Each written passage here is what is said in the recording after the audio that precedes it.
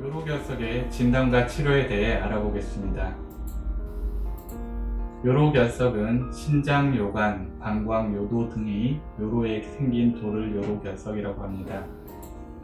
몸속의 노폐물은 혈액을 타고 운반되어 신장을 통해 걸러져 소변으로 배출됩니다. 신장에서 만들어진 소변은 요관이라는 가는 관을 통해 방광까지 이동하게 됩니다. 소변은 방광에 저장되었다 요도를 통해 배출하게 됩니다. 요로결석을 이루는 성분은 정상적으로 소변에 포함되어 있습니다. 이들 성분이 여러가지 이유로 농축되어 작은 결정을 이루고 이들이 커져 요로결석이 됩니다.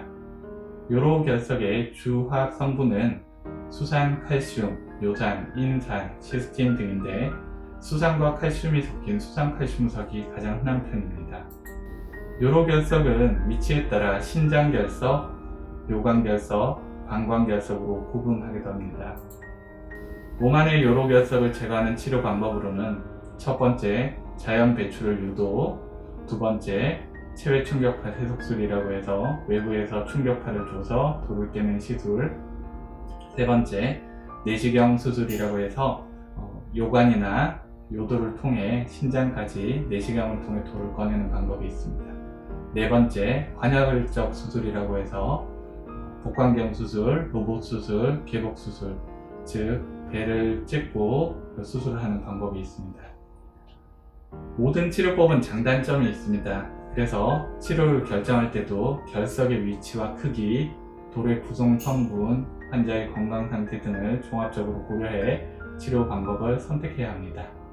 때로는 좋은 효과를 얻기 위해 두 가지 이상의 치료를 같이 병행하기도 합니다. 환자도 치료의 결정 및 방법의 선택에 적극적으로 참여하는 게 좋습니다.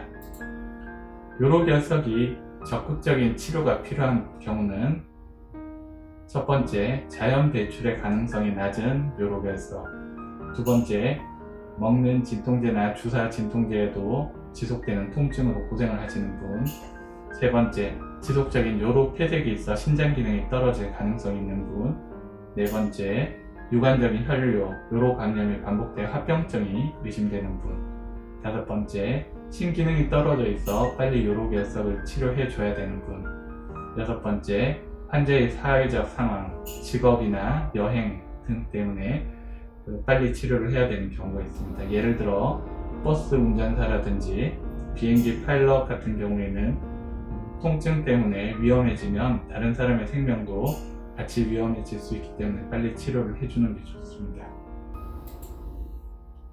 자연 배출을 기다려보는 방법은 결석이 2-3mm 정도로 작고 증상이 없어 통증을 견딜만 하며 결석으로 인한 합병증이 없고 요로에 이상이 없는 경우에는 자연적으로 배출되기를 기다려 볼 수도 있습니다.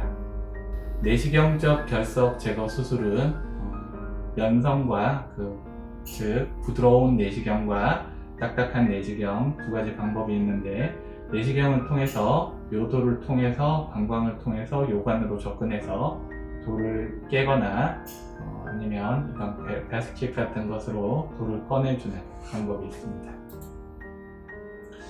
관혈적 수술이라는 것은 혈이라는 건 피입니다. 피를 보는 수술인 거죠. 조금 찍고 복강경이나 그런 복강경 수술이나 정말 배를 열고 하는 돌을 꺼내는 그런 수술을 할 수도 있고 요즘은 로봇 수술도 있기 때문에 요로결석에서 로봇 수술을 사용하기도 합니다. 체외 충격파 세속술은 몸 밖에 높은 에너지 충격파를 발생하여 이게 요로결석에 초점을 맞춰 이 돌이 깨지게 분쇄하는 방법입니다. 이 체외 충격파 세속술이 돌을 깨는 정도의 큰 충격이라면 우리 몸에 혈관이라든지 신경, 그 다음에 장기도 다칠 수 있기 때문에 작은 충격파를 이 요로결석에 초점을 맞춰 중첩하여 이 결석에는 큰 충격이 도달되는 이런 원리로 돌을 깨는 방법입니다. 체외 충격파 세속술은 이렇게 충격파를 외부에서 줘서 돌에 집중을 시켜 작은 크기로 분재돼서 이 분재된 돌이 요관으로 배출되게 하는 체외 충격파 세석술의 장단점을 보시겠습니다. 체외 충격파 세석술은 마취와 입원이 필요 없고 진통 주사를 맞고 30분 정도의 시술 과정을 통해 돌을 깨는 시술이고 성공률은 80에서 90% 정도 볼 수 있습니다. 그리고 세석을 후에도 잔석이 남을 수 있으니 추가 시술이 필요할 수 있고 세석하고 돌이 움직이면서 또 통증을 느끼는 경우도 있으니 그때는 외래에 다시 방문하셔서 적절한 치료가 필요합니다. 체외 충격파 세석술의 합병증으로는 이 남은 돌이 내려오다가 다시 걸려 통증을 일으키는 경우, 요로 감염, 염증이 생기는 경우, 그 다음에 주변 장기에 출혈이라든지 이런 확률이 있는데 임상적으로 봤을 때는 그렇게 확률적으로 높지는 않습니다. 모든 환자가 다 체외 충격파 세석술을 할 수 있는 건 아니고 임신한 환자는 체외 충격파 세석술을 할 수가 없습니다. 그리고 와파린 복용을 한다든지 출혈 경향의 성향을 가진 질환자들은 체외 충격파 세석술을 할 수 없을 수도 있습니다. 그리고 조절되지 않는 요로 감염이 있는 경우에는 즉각적인 수술적인 치료를 한다든지 감염을 치료하고 난 다음에 체외 충격파 세석술을 할 수 있습니다. 그리고 심장박동기나 심장 제세동기가 몸속에 가지고 계신 분은 체외 충격파 세석술을 할 수가 없습니다. 체외 충격파 세석술은 시술 시간이 30분 정도 소요되며 결석의 위치에 따라 눕거나 엎드립니다. 결석에 인접한 피부에 충격파 발생 장치를 접촉시키고 엑스레이를 통해서 돌의 위치를 조준한 후 충격파를 반복적으로 발생하여 돌을 깨는 시술을 합니다. 시술 동안은 움직이지 않고 호흡을 고르고 규칙적으로 해줘야 돌이 깨질 확률이 높습니다. 통증이 심한 경우 또 통증이 견딜 수 없는 경우에는 시술자에게 알리면 그 위치를 조정한다든지 충격파 세기를 조정할 수 있습니다.